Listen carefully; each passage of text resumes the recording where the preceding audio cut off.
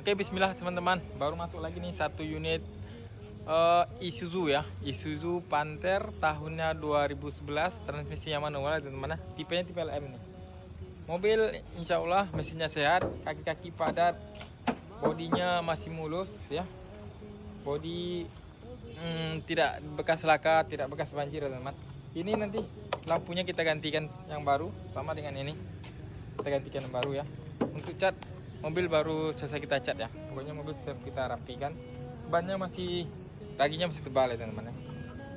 Nah, modinya mengkilat. Tinggal pakai teman-teman. Kita spill bagian dalamnya teman-teman. Oke, bagian dalamnya. Nah, ini bagian dalamnya teman-teman. Untuk alas kakinya sudah dilengkapi sama karpet mie ya teman-teman. Joknya sudah dibungkus sarung jok. Joknya jahit paten ya, bagus ya.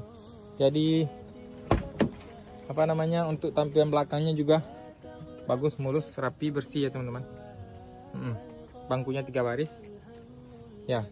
Bagi yang berminat langsung aja japri ke nomor kita yang tertera di bio teman-teman ya. Untuk harganya kita kasih di 117 juta, wajib nego.